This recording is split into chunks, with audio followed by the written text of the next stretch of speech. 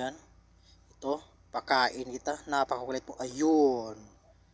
Ayun, pambirang yan.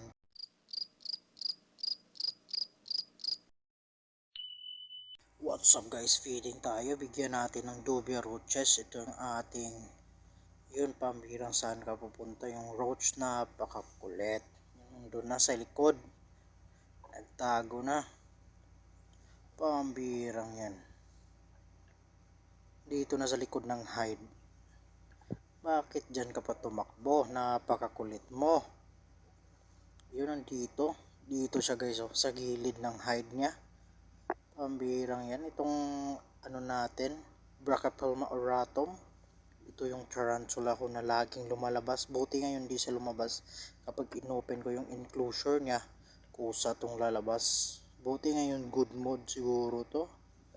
Yan, tapos bad mood tayo dito sa ating dubia roaches. Ayun, nagtago na sa gilid. Labas ka, labas. Pambirang yan, lumabas ka. Ayun, dito sa ilalim ng water dish niya nagtago. Pambirang yan. Yan. Ito, pakain kita. Napakakulit mo. Ayun. Ayun, pambirang yan. Kinain yung makulit na roach natin sa ating auratum. Kita nyo guys, ito pala ay male.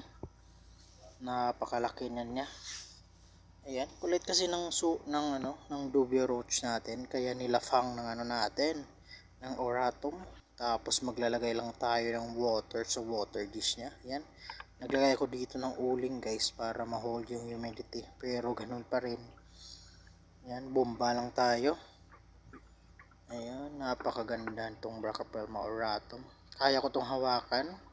May mga video ako dito na hinawakan ko to. Punuin lang natin. Yan, tapos mag-mist tayo. Short video lang to guys, short feeding lang natin to sa ating auratum. Yan, kita nyo, napakaganda, napakalupet. So yun guys, maraming salamat for watching this video. Sana patuloy kayong support at channel natin. Yan, Exomatic TV out.